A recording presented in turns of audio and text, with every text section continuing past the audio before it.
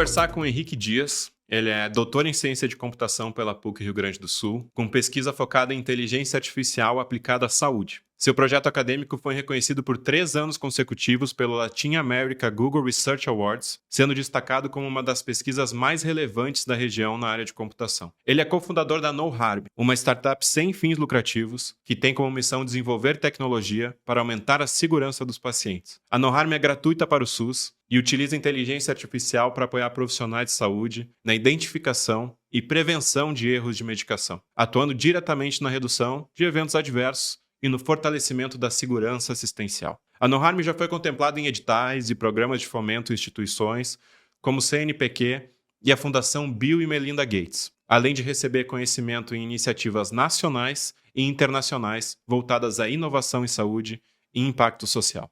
E aí, Henrique, tudo bem, meu amigo? Tudo bom, Marco? Prazer estar aqui contigo. É uma honra, obrigado por aceitar o convite, participar aí desse primeiro encontro da agenda. E eu tenho muita curiosidade em te perguntar algumas coisas, por mais que eu já te conheça há acho que 5, 6 anos, se não mais. Mas quando eu estava planejando que eu ia falar contigo, eu lembro de algumas coisas que tu me falou que marcaram muito minha trajetória como empreendedor na área da saúde, né?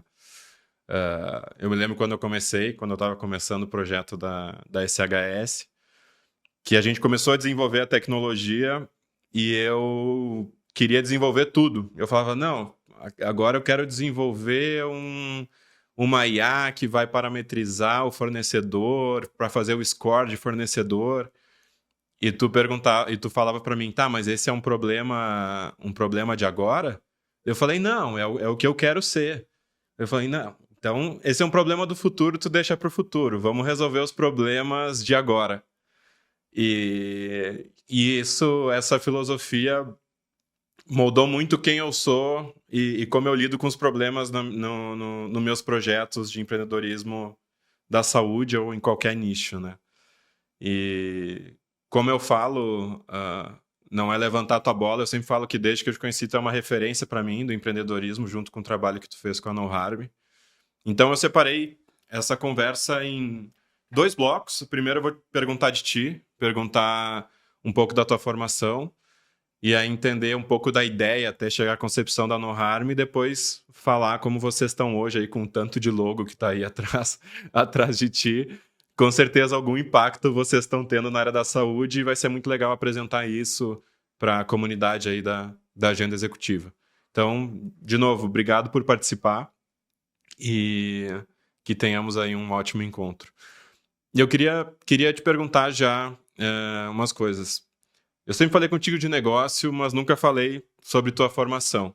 Tu já é doutor em ciência da computação, né? Eu estava pesquisando sobre ti, eu vi que tu tinha uma tese de doutorado sobre identificação de outliers, e eu queria entender como que tu chegou nesse caminho acadêmico tão longevo, assim. Qual que foi um pouco da tua história acadêmica e pessoal até chegar aí? Bom, Marco, então é muito bom estar aqui e poder contar um pouquinho da minha história e a gente conversar um pouco mais. Acho que a origem de tudo, a origem da NoHarm, a origem da minha trajetória é curiosidade, né? Então, eu não sei se tu sabe, mas eu tenho um irmão gêmeo e desde muito pequeno a gente aprontava bastante, assim. Tudo nessa origem da curiosidade, né? De entender o que a gente conseguia fazer, entender como as coisas funcionam. Então, eu era funcionário público da URGS e dentro das atividades, né, dentro de um órgão público, a gente tem poucas opções de se desenvolver profissionalmente, desenvolver novas soluções. Então, por conta disso, por conta dessa estagnação e por conta da minha curiosidade infinita, eu busquei fazer o mestrado, depois que eu tinha me formado em ciência e computação. E durante o mestrado eu fui conhecendo pessoas, o meu mestrado já foi em inteligência artificial, lá em 2011, eu já estava estudando inteligência artificial, porque o meu irmão também tinha feito computação na URGS, e ele me sugeriu fazer uma cadeira eletiva, né, uma cadeira optativa de machine learning, com um professor muito bom, e acabou que o meu mestrado também foi em machine learning. E tudo por conta dessa curiosidade. Eu gostei muito de trabalhar com os dados, trabalhar com os algoritmos, aprender. E daí tá, eu terminei o meu mestrado, estava ainda na URGS e ainda estagnado, assim, né? Mas entre o meu mestrado e o meu doutorado, eles passaram uns 2 anos e eu comecei a trabalhar e fazer alguns projetos paralelos à URGS com startup. Então, um colega meu de uma outra empresa que eu tinha trabalhado me chamou para atuar em startup em 2014. A gente entrou no Inovativa Brasil, a gente fez o warm-up da Venture, a gente entrou também no programa da SAP chamado InnoMarathon, de Maratona de Inovação. E tudo isso foi trazendo essa bagagem de empreendedorismo que eu ainda não tinha. E aí eu entrei no doutorado em 2017. Então eu entro no doutorado já com quase 35 anos, com essa bagagem de startup. Então o meu doutorado ele era muito mais produtivo, porque eu tinha essa visão de desenvolver um doutorado aplicado.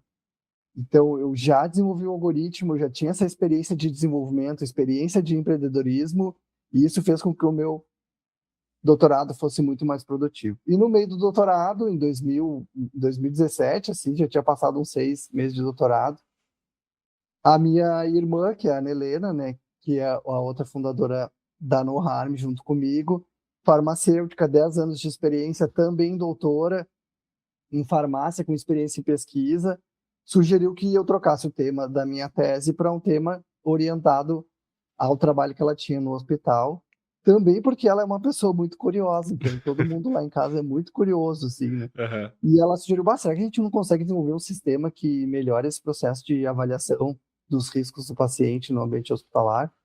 Daí eu acho que sim, porque o meu tema de doutorado é inteligência artificial, é buscar padrões em textos, identificação de outros tipos de entidade em texto. Agora a gente vai buscar entidades em texto que é de risco de paciente.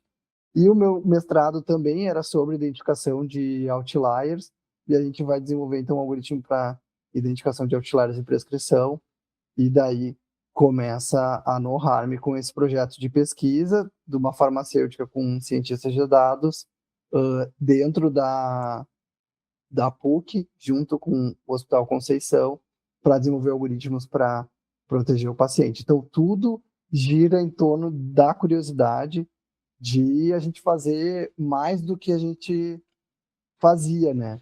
Então, a Ana Helena também era funcionária pública lá do Conceição, tinha passado no concurso, assim como eu na URGS, mas a gente queria fazer mais do que a gente estava fazendo, e a nossa curiosidade nos motivou a desenvolver esse projeto e desenvolver um projeto que se transformou numa empresa, porque a gente não tinha intenção de criar uma empresa, Uhum. mas a curiosidade nos fez criar uma empresa para poder rodar e experimentar as nossas soluções nos hospitais. Então, tudo gira em torno de curiosidade e fala um pouco, né, na matéria do Globo Repórter, para quem ainda não viu, da minha família, da gente ser livre, de ter essa liberdade em casa de inovar e buscar as coisas e ser criativo desde pequeno. O Henrique, para quem não sabe, né, eu sempre vi, quando eu conheci ele, que ele era um fenômeno e já me falavam isso, para te poupar alguns elogios. E recentemente, a irmã dele, a Ana Helena, esteve na revista Times dos 100 mais influentes de IA do mundo.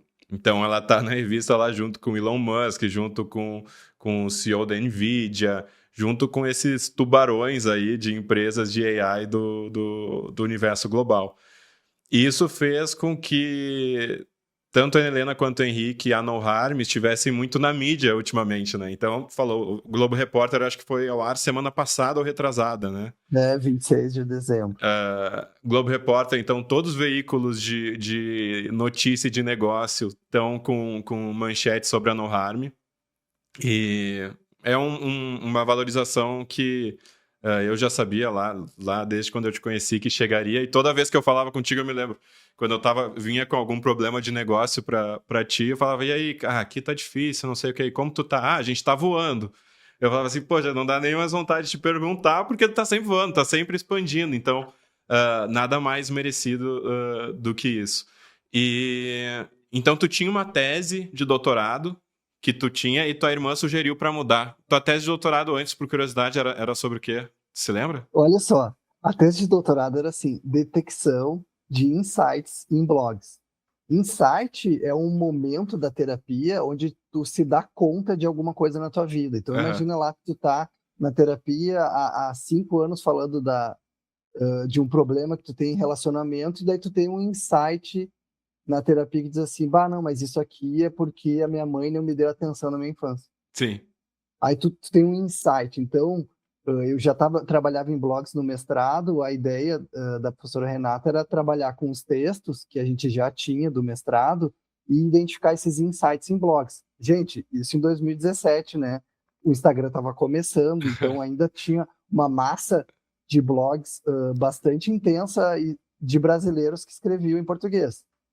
E a gente ia trabalhar nessa massa.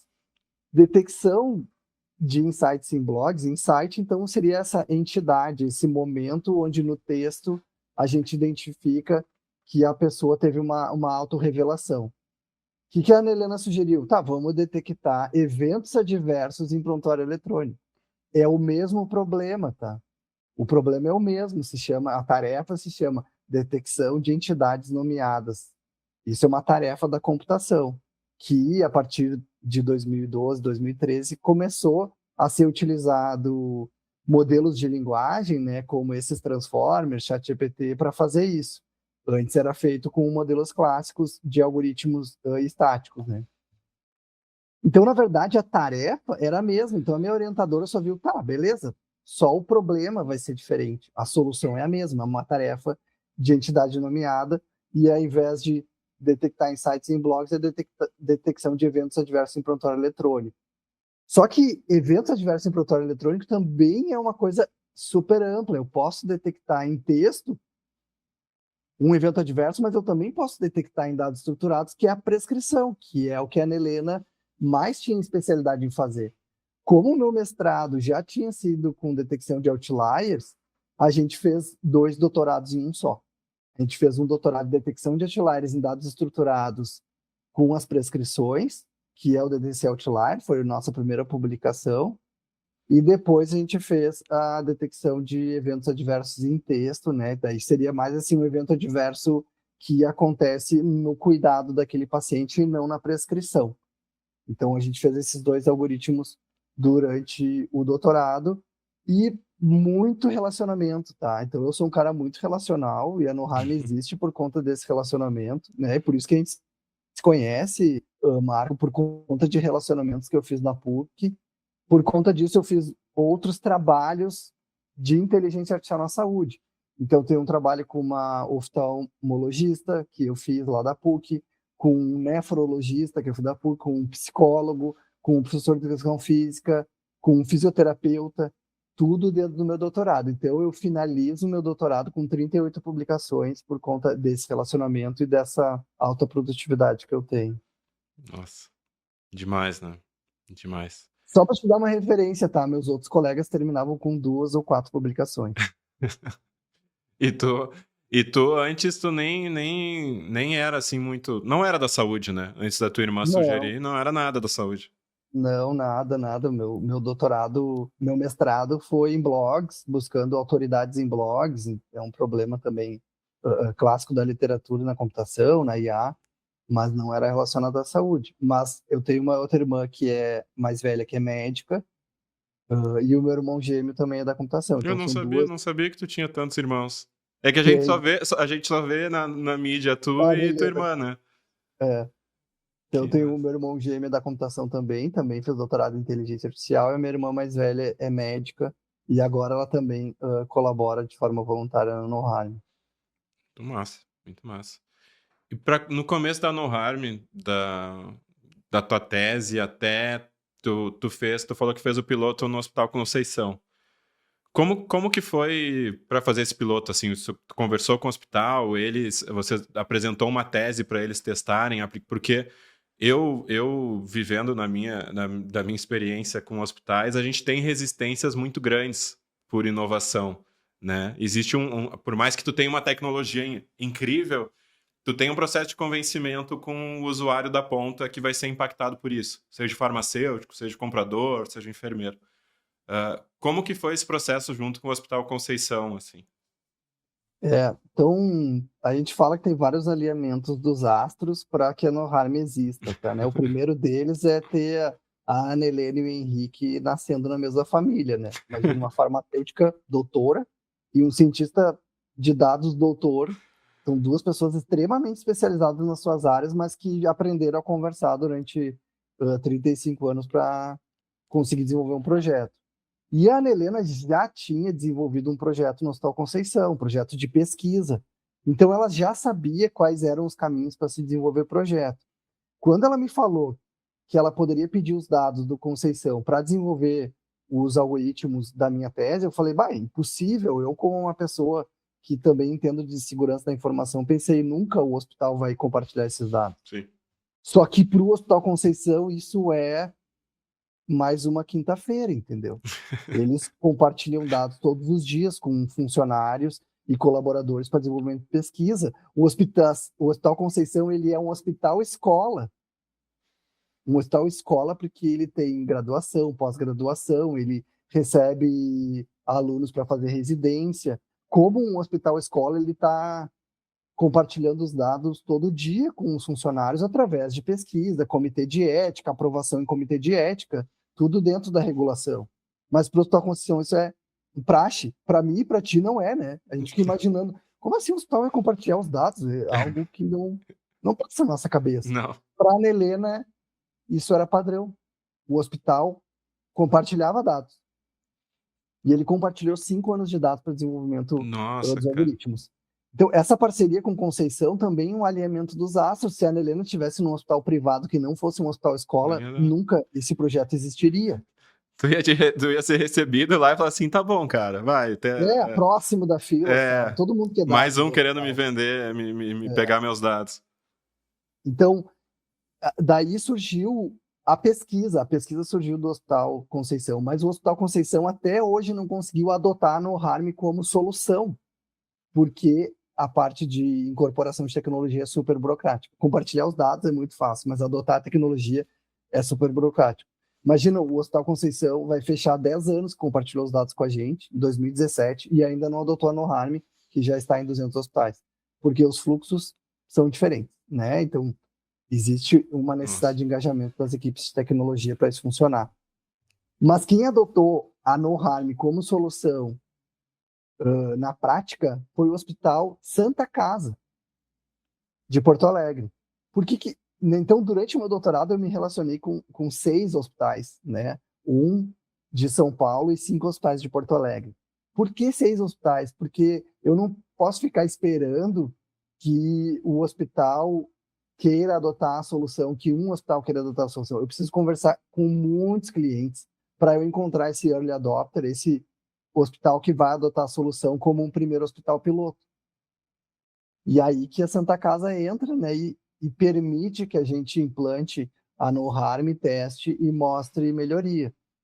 E não é fácil, a gente precisa de um hospital pronto para isso, um hospital que tem interesse em inovação, tem um time capaz de receber inovação. Então, o time de farmácia do Hospital Santa Casa é incrível, porque eles se prontificaram a se reunir com a gente toda semana para entendimento de melhoria do sistema, o que faltava para chegar onde elas precisavam.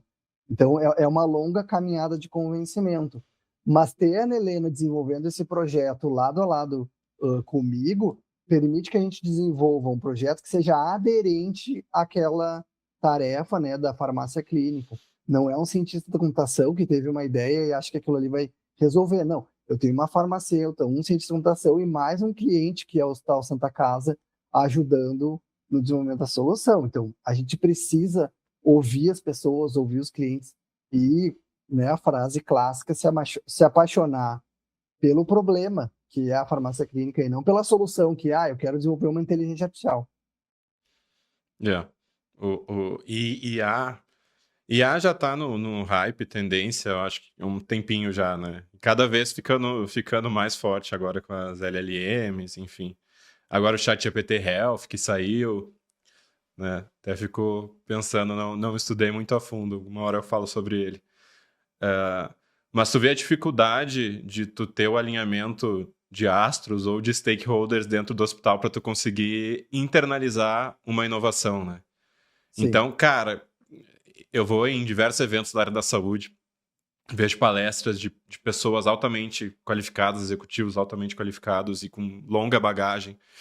E inovação e tecnologia tá sempre no discurso, né? Mas a realidade de tu chegar, criar um projeto novo e conseguir internalizar de uma ponta a outra até chegar no CEO, para o CEO aprovar, talvez, ou o CEO negar depois de passar todas as instâncias, é muito difícil, né? E tu vê, até o hospital que foi o berço da No Harm, não conseguiu internalizar a entrega de valor da No Harm. Cara, Isso, incrível. eu acho que pô, o Brasil tem mais de 5 mil hospitais, eu não sei qual é a estatística certa, né? 7 Mas, mil, acho que 7 mil e pouco. ó, 7 mil hospitais. A No Harm existe há 5 anos e a gente está em 200 hospitais. E a gente não está em 200 hospitais porque a gente não dá conta de implantar em 1.000 hospitais num ano.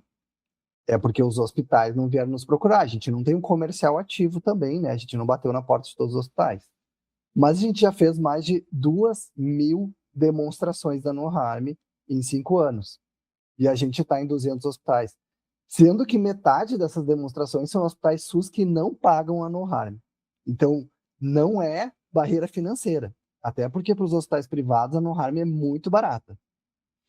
Não é barreira financeira, é uma barreira de adoção de inovação. Mas assim, não dá para culpar só o hospital. Às vezes a gente tem inovações que não trazem redução de custo. É uma inovação para talvez melhoria de um processo, ou só para dizer que o hospital é moderno, né? Então, Sim. tem vários hospitais que publicam várias inovações, principalmente hospitais em São Paulo, que tem muito dinheiro para investir em inovação. Tá, mas quantas dessas inovações eles adotaram na prática? 5% daqueles desenvolveram? Porque na prática, essas inovações não geraram resultado financeiro. E o hospital não vai adotar um novo processo de trabalho se não tem resultado financeiro. E então não é só sobre o hospital, é também sobre as inovações. Se a inovação não gerar resultado financeiro, o hospital não vai adotar. E às vezes as inovações ficam tentando forçar, né? Eu tenho, meu Deus, quantos chat GPT de saúde surgiu no Brasil, Nossa. né? Bah, sim, tu chuta uma árvore, tem um monte de conversação que transcreve a parte clínica, ambulatorial. Então, Perdão te cortar, mas teve muita coisa com a Covid, né? Quando teve a Covid, começou assim, não, agora é a era da telemedicina, é a era telesaúde. da IA e da tecnologia na área hospitalar. Eu pensei, bah, agora vai, né? Agora vai dar um boom. Aí teve diversas empresas de telemedicina que cresceram muito, que dominaram o mercado. E aí depois passou a pandemia, continuou a mesma coisa, né? Não mudou, Mesma coisa. voltou à normalidade, Voltou, né? telesaúde morreu, assim, porque todo mundo voltou. Aham. Os médicos precisam, é um mercado, né? O médico precisa que o paciente esteja lá, porque telemedicina é muito mais barato, né? E ele precisa que o convênio pague ele, então é mercado, as coisas Uhum. precisam voltar, assim, né? Então, o hospital precisa estar pronto, mas também a solução precisa ser uma solução que realmente resolva um problema, assim. E deu essa coincidência, ou a nossa capacidade de desenvolver uma solução que entrega essas duas coisas. Mas realmente os hospitais, a maior parte dos hospitais, não tem ou time de TI para adotar tecnologia, ou o time da operação, ele não adota tecnologia, ele quer manter o modus operandi, ou então a própria gestão do hospital é que não tem interesse em inovar, ou não tem segurança em inovar, ou não tem dinheiro para inovar, né? Então, tem essas três coisas que a gente diz que é pré-requisito para ter no harm. Tu tem que ter uma equipe de TI parceira, tu tem que ter uma operação que tem interesse em melhorar o processo de trabalho da farmácia clínica e tu tem que ter um hospital interessado em segurança do paciente e inovação. Senão, se não tem essas três coisas, não consegue implantar. É, é mais difícil do que falar, falar já, né? Fico refletindo também, pensando nas experiências que eu tive. E até ofertando uma solução gratuita, tu tem resistência, né? É bem Sim. interessante. Mas tu falou ali, uma coisa que a gente não... Primeiro eu queria te perguntar uma coisa também sobre a entrega da No Harm, assim, de maneira simples. Eu sei que existe uma grande tecnologia por trás, que eu não vou entrar no mérito, senão tu vai me dar, tem aulas tuas, inclusive, que tem explicando tudo. Mas de uma maneira simples, assim, um pitch elevator, como que tu falaria, explicaria qual a entrega para a No Harm para o hospital? Então, a No Harm ela vai trazer redução de custo para o hospital na área de medicamentos e de farmácia clínica. Como é que ela faz isso? A gente melhora o processo da farmácia clínica, a farmácia clínica vai conseguir revisar 100% das prescrições, 100% dos pacientes, reduzindo o custo do atendimento, porque eu vou ter, então, um atendimento mais eficaz, porque eu tenho uma farmacêutica revisando aquele atendimento, e um atendimento mais barato, porque ela está revisando se aquele medicamento é um medicamento adequado, se não tem um medicamento mais barato, ou se é um medicamento de alto custo, se aquele antibiótico já pode ser suspenso. Então, a gente melhora esse processo de trabalho da farmácia clínica e outros processos de trabalho correlato, né? Stewardship de antimicrobianos, gerenciamento de risco, conciliação medicamentosa. Tudo isso vai ficar muito mais rápido de ser executado no hospital, aumentando a eficiência desse hospital e diminuindo o custo. E sempre tem que ter essa diminuição do custo. Não adianta eu ter uma solução que melhora, por exemplo, a segurança do paciente, Uhum. mas eu não diminuo o custo. Para melhorar a segurança do paciente, eu preciso colocar uma solução que é super cara e é super burocrática de utilizar. Por exemplo, sei lá, uma câmera nas UTIs que avaliam se o medicamento certo está sendo utilizado. Uhum. Sim, mas quanto custa isso? Ah, é uma mensalidade de 50 mil por câmera. Tá, mas vai reduzir quanto? Ah, vai reduzir 2 dias de internação. 2 dias de internação é menos que 50 mil, não tá batendo a conta. É. E hoje, falando aí dos logos que estão atrás de ti, a No Harm, ela participa de muitos editais, né? Editais e tem apoios. Tu viaja aí pelo mundo inteiro. Tu esteve, me lembro, um dia tu estava aqui em São Paulo, tu esteve ali no escritório da Meta, né? Tu tá sempre... Tu tá falando de família, né? Um cientista de dados. E eu pensei, um cientista de dados que é sociável e gosta de conversar. É outro alinhamento de astros, né? Porque normalmente, Sim. na visão estereótipo de cientista de dados, é um É. cara que gosta de ficar ali atrás do computador. Então, tu também só tu é um alinhamento de astros, né? Essa família aí foi... Ser um empreendedor, né? É. Empreendedor é uma pessoa. Porque eu faço relacionamento da No Harm, né? Então, todos esses logos que estão aqui em volta são relacionamentos que invariavelmente eu fiz, ou a Ana Helena fez, para que a gente acessasse esse financiador ou esse parceiro, né? Então, a gente sempre tá muito atento a editais, né? Então, a gente começou a No Harm sem dinheiro, né? A gente Uhum. não veio de uma família rica para montar essa empresa. Inclusive, a gente trabalhou junto com os nossos trabalhos para manter a No Harm, porque a No Harm não tinha condição de pagar o nosso salário. Então, a gente foi voluntário na No Harm durante 3, 4 anos. Como é que a gente obteve esse dinheiro? Com a nossa inteligência. Então, o primeiro edital que a gente ganhou foi do Google. Durante meu doutorado, ganhei prêmio do Google durante 3 anos consecutivos de melhor pesquisa da América Latina, junto com outras pesquisas, né? Eram sempre 25 premiados no ano. Eu ganhei em 2018, 2019 e 2020. E com esse dinheiro a gente começou a No Harm. Aí lá em 2022 a gente ganhou um edital do CNPq. A No Harm já existia, já era um Instituto de Ciência e Tecnologia, né? A gente ganhou esse edital do CNPq. Depois a gente ganhou o edital do BNDES, edital da Fundação Gates, edital da Meta.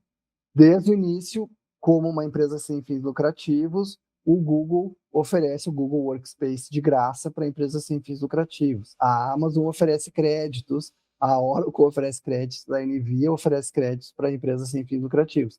Então, a gente sempre se beneficiou desses parceiros e desses editais para crescer mais rápido ou manter a nossa operação com os hospitais públicos, né? Porque a gente não cobra do SUS. E vocês não cobram do SUS e dos hospitais privados vocês têm uma taxa por leito, né? Isso é. Então, Tanto que, assim, assim, é muito raro um hospital pedir desconto Uhum. para nossa hospitalidade, porque o preço é ridículo, é muito barato. Então, isso facilita a adoção. Mas é barato num nível que, em escala, a gente consegue manter a nossa operação. Sim. Então, hoje a gente tem 200 hospitais, são 70 hospitais privados, deve ter uns 25 mil leitos privados. Então, se eu cobrasse R$ 10, já seriam 25 mil reais.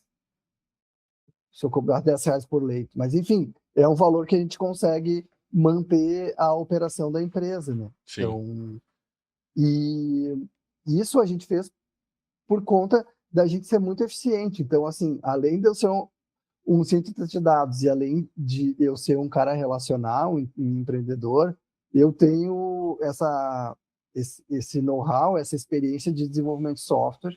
Então, hoje a NoHarm ela custa menos de $5.000 na Amazon por mês para rodar em 200 hospitais.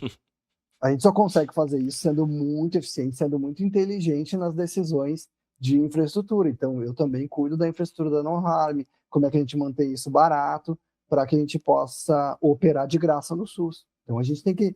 Quando a gente não tem dinheiro, né, eu já te falei isso, né, Já. outras vezes. Quando a gente não tem dinheiro, a gente tem que ser muito inteligente na decisão de negócio estratégico para manter uma empresa em pé. Então, uma das 5 motivos de falhas de startups é muito dinheiro. Esse é um dos motivos. Pode ser contrassensual, mas é o que a estatística mostra. Quando uma startup tem muito dinheiro, ela vai tomar decisões erradas. Eu me lembro muito bem disso. Eu lembro, porque Você sabe muito bem, né? Passou na prática. Né? a reação de qualquer pessoa quando tu fala que levanta investimento é, nossa, uau, agora sim, não sei o quê. E eu acho que tu foi uma das, se não, uma das únicas, se não a única, a falar assim, muito dinheiro não é bom, né? Não é Porque, bom. cara, você fica num universo paralelo, né? Achando que... E aí você perde noção do seu fluxo de caixa, perde noção dos seus KPIs, métricas, você quer fazer tudo. E você tem uma pressão, porque com muito dinheiro também vem uma pressão do plano que tu se propôs a concluir com aquele dinheiro, né? O dinheiro, ele não é... vai pegar esse dinheiro e vou deixar no caixa ali, ficando uma, duas pessoas tocando a empresa. Não, tu se comprometeu com um plano com aquele dinheiro. Então, tu tem que executar aquilo. E aí tu começa a contratar gente, tu começa a querer fazer um monte de coisa, e aí tu perde a essência, que é o livro... eu também, quando eu falava contigo, tu sugeriu aquele livro que é o Comece pelo Porquê, do Simon Sinek, eu acho. Uhum. E tu perde o porquê daquela empresa existir, né? Porquê daquele projeto existir. Tudo tem uma dor real. E se você começar a inventar coisas que não suprem essa dor real e mini dores para o usuário, que nem você fez com as farmas, que você sempre fala, você vai estar criando uma mega tecnologia que você, na sua cabeça, você acha que vai ser um sucesso, aí você vai falar com o usuário e fala assim, não, demais isso, só que não supre o que eu preciso no meu dia a dia. Aí você perdeu aí um bom tempo de desenvolvimento e idealização nisso, né? É um problema clássico, assim. É um Uhum. problema clássico. Eu tenho muito dinheiro, eu tenho muitas ideias. Então, outra coisa que manteve a NoHarm de pé foi esse senso de prioridade que eu tenho naturalmente, assim, talvez por ser uma pessoa ansiosa, eu queira resolver os menores problemas primeiro. Sim. E daí aprender a lidar com esses problemas do futuro, né? E pensar assim, cara, isso aqui é um problema do futuro, então eu vou tirar da minha frente. Uhum. Lidar com os problemas menores, tomar essas decisões. Então, o ciclo de desenvolvimento da NoHarm, nos primeiros 6 meses, eram sprints de 7 dias intercalados. Assim. Eu tinha 2 sprints rolando, com um desenvolvedor, 2 sprints rolando na mesma semana. Sprint, só pra galera que Para não... explicar, sprint, então, é o tempo de desenvolvimento de uma feature. Eu tinha que encaixar uma funcionalidade nova que ela tinha que ser desenvolvida em uma semana. Eu levantava o requisito, desenvolvia, entregava e validava com o cliente. E eu tinha 2 rolando, porque enquanto alguém estava levantando o requisito, o meu desenvolvedor já estava desenvolvendo a funcionalidade da semana anterior. Por quê? a gente precisava ser eficiente no desenvolvimento e a gente precisava priorizar aquilo que era o mais rápido e de mais valor. É meio contrassensual, né? Eu preciso desenvolver aquilo que é mais rápido, mas que mais vale. Sim. Daí tem vários esquemas, Poker Card, né, do Scrum, Uhum. e também por esse senso meu de priorização. A gente precisa priorizar aquilo que é o mais importante e o mais barato para ser desenvolvido, senão a gente vai morrer com qualquer dinheiro que tenha, né? Aplicação metodologia ágeis, vamos dizer, né? Algumas metodologias ágeis aplicando com um nível de priorização que só quem entende sabe o que é prioridade, né? Quem consegue entender o usuário e quem consegue entender da infra, da tecnologia, consegue entender o que eu tenho que priorizar. Senão Exatamente. vira achismos, né? Achismos e Exatamente, acho sonhos. que é Você um bom sonha com ponto. um feat, com uma funcionalidade, e agora, não, é isso que falta. Aí você gasta um mês para desenvolver aquilo, e quando vê, tá aqui. Não, não é isso. Mas Exatamente, é esse o ponto, né? A gente precisa errar rápido quando a gente tem pouco dinheiro, porque se eu demorar para errar, custou muito caro esse erro, né? Sim, Então, gente, a gente não tinha dinheiro, a gente só tinha o dinheiro do Google que pagava um cara do comercial que levantava os requisitos. sim. O resto era tudo voluntário. Eu ia te perguntar justamente isso. Como que foi a gente fala aqui na agenda executiva, nos outros programas, sobre gestão de pessoas, cultura, retenção de talentos. Como que tu fez para recrutar um time estando nesse momento de voluntariado? Qual foi tua arte aí do relacionamento para conseguir convencer essas pessoas a trabalhar num projeto de maneira voluntária enfim, hoje vocês estão com quantas pessoas? 22. É. E como que foi no início, assim? Cara, primeiro de tudo, propósito, tá? Eu acho que eu sou um bom vendedor de ideias, tá? Mas a ideia que eu estava vendendo era uma ideia que era para resolver um problema do SUS, para uma startup desenvolver tecnologia e inteligência artificial como uma empresa sem fins lucrativos. Vê se não é uma ideia muito legal, que tu gostaria de participar.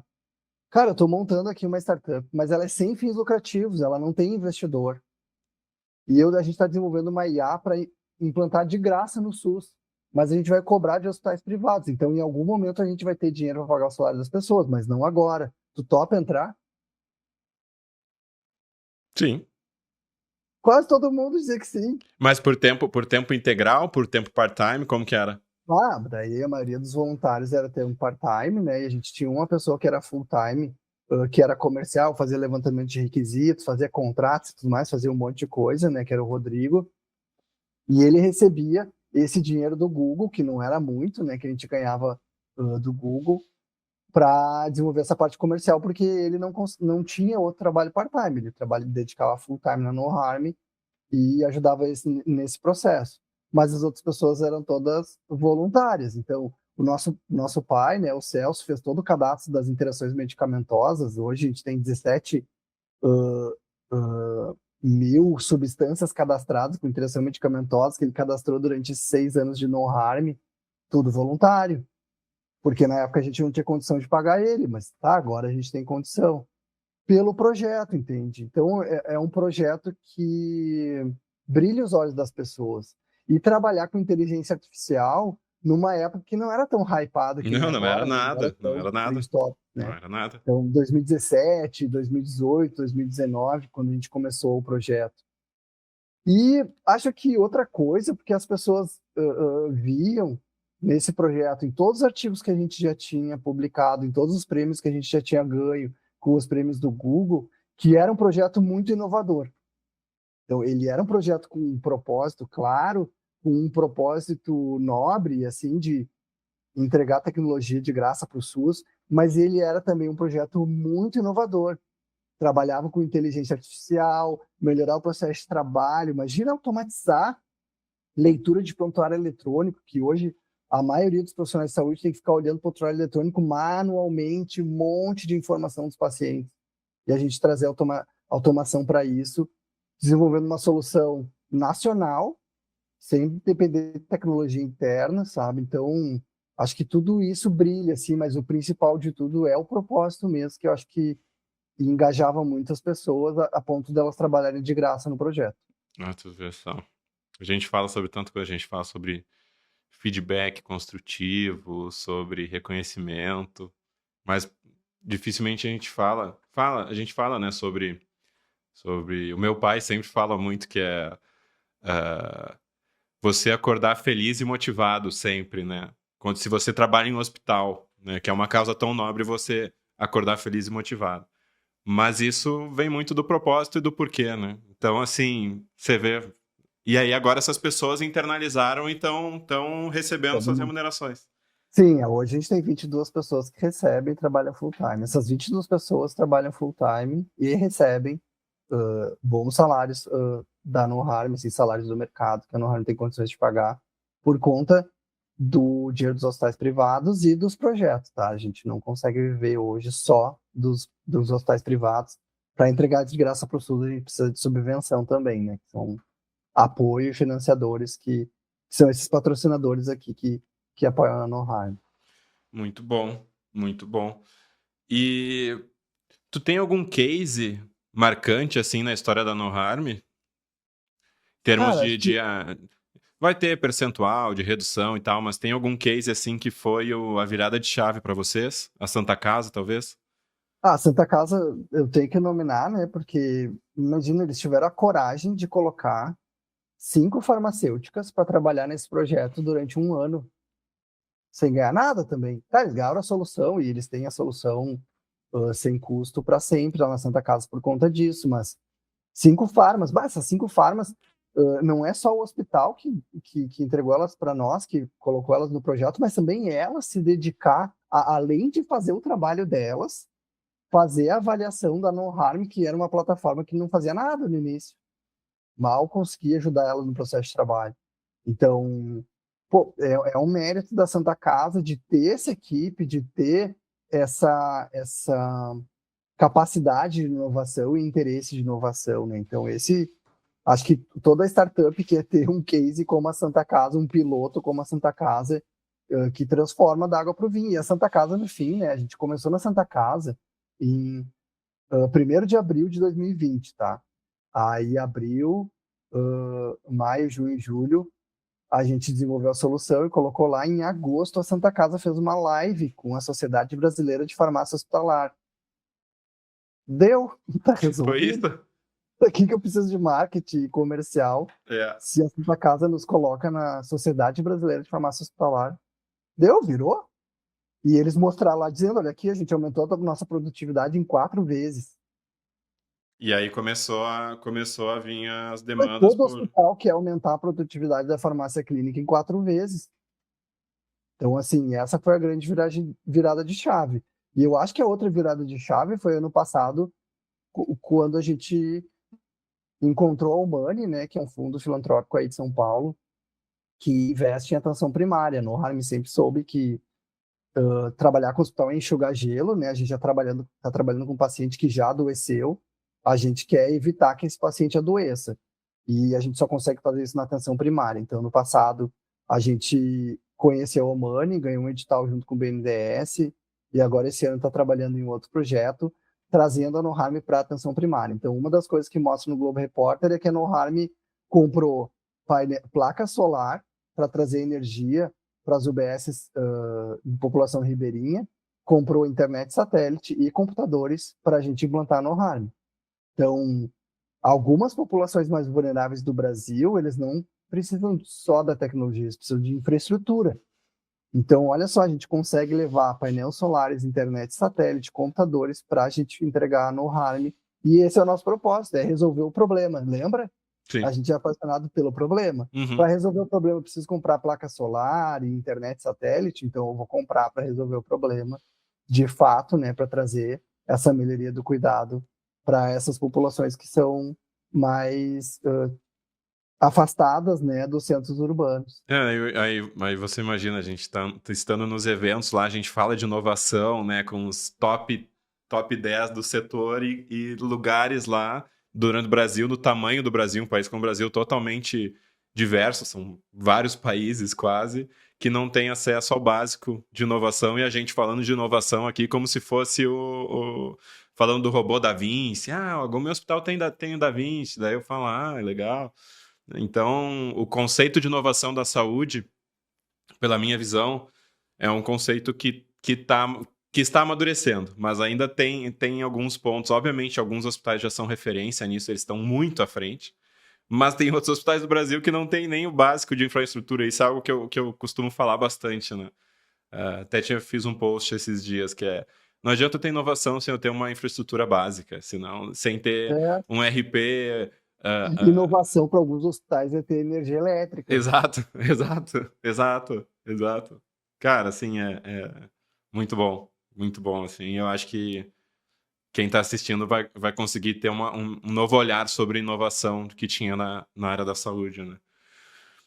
A gente tem aqui mais uns 6 minutinhos e eu vou já indo para as conclusões.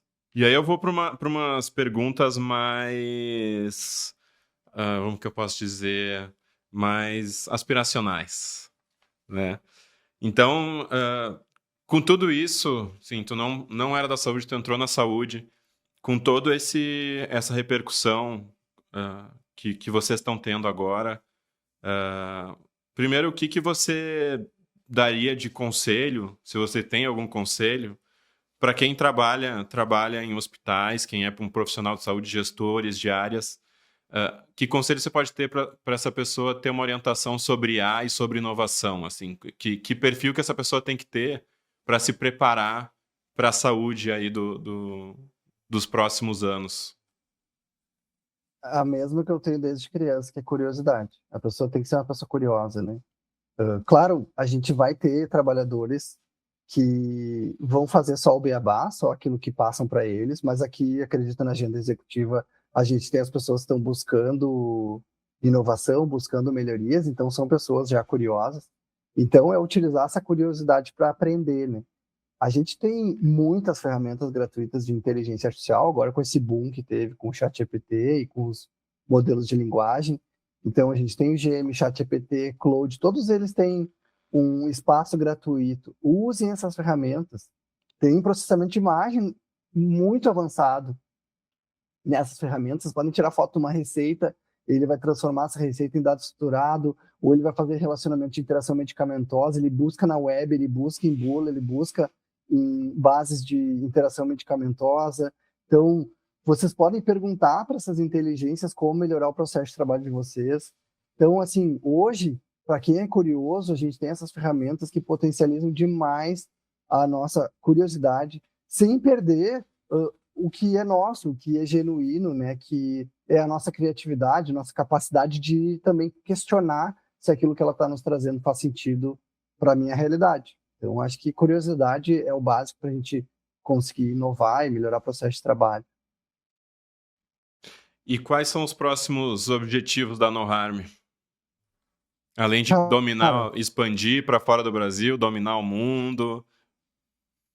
a gente quer, na verdade, dominar o Brasil, cara. Esse é o nosso foco, é dominar o Brasil. A gente quer expandir para atenção primária na saúde, né? A gente quer expandir para que a atenção primária a gente consiga monitorar mais pacientes do que hoje a gente monitora nos hospitais, né? A gente já está em 50 mil leitos monitorados, a gente quer monitorar aí 2, 3 milhões de pacientes na atenção primária. E para fazer isso, a gente precisa de colaboração com o governo, o Ministério da Saúde, né? Então, é uma coisa que a gente vem buscando, é essa relação com o Ministério da Saúde, se aproximar deles através de editais também, né? Para que a gente consiga expandir a NoHarm no sistema público de saúde de uma maneira mais consistente com o apoio do governo, assim. E não é, nem é apoio financeiro, tá? É um apoio estratégico mesmo. Então é isso que a gente acredita, assim, que no curto prazo, médio e curto prazo, a gente vai estreitar a relação com o Ministério da Saúde para expandir a NoHarm na atenção primária. Esse é o nosso sonho. Maravilha. E para fechar agora a última, para fechar com chave de ouro, pense em palavras bonitas. Quando você pensa que falam do Henrique Dias na saúde depois de um tempo, que legado que tu quer deixar e como tu quer ser lembrado na área da saúde? Cara, como essa inspiração de modelo de negócio. É bem empreendedor, assim, sabe? É um modelo de negócio que a gente criou que não existe nem no Brasil nem no mundo, né? Uma startup sem fins lucrativos, com um modelo híbrido, né? Que recebe doação, subvenção, mas também cobrança de hospital, assim. E essa visão inspiracional de que a inteligência artificial tem que ser para todo mundo. Então, a tecnologia, ela tem que ser para todos. Ela não pode segmentar classe social. Ela tem que ser desenvolvida com esse olhar de ser entregue para todo mundo. Então, é isso que eu quero que as pessoas lembrem, sabe? Que é possível fazer isso, que a gente consegue desenvolver uma tecnologia tupiniquim, 100% nacional, super desenvolvida, assim, é super avançada essa tecnologia, e é para todo mundo. E a gente consegue ganhar dinheiro com isso, trazer sustentabilidade financeira e entregar para todo mundo. Então é possível fazer isso, é isso que eu quero que as pessoas lembrem, que a gente consegue desenvolver tecnologia de ponta e entregar para todo mundo, mesmo que seja de graça. Henrique, muito obrigado por participar aí do primeiro encontro. Foi uma honra bater esse papo contigo. Eu tenho orgulho de ser teu parceiro de negócio em alguns projetos e também de te conhecer e ser teu amigo aí, porque, como eu falei, não é puxando tua bola, tu é referência para mim. Para mim, dos poucos empreendedores que eu conheci nesses meus 8 anos empreendendo, que eu vejo que é um empreendedor real, focado na dor e focado em solucionar problemas e entregar para a sociedade, ainda mais da área da saúde. Então, muito Tá? obrigado pelo teu tempo, que eu sei que tu Obrigado, tá Marco. Para mim também é um concorrido. prazer ter essa parceria de longa data contigo e poder te apoiar nas tuas empreitadas e tu apoiar a gente nas nossas empreitadas. Então, eu fico muito feliz de estar aqui, apoiar a agenda executiva também, em capacitar as pessoas, que eu acho que educação é a única forma da gente transformar a nossa realidade. Muito bom. Muito obrigado, Henrique. Até uma Valeu, próxima. um abraço, muito obrigado a todo Valeu. mundo.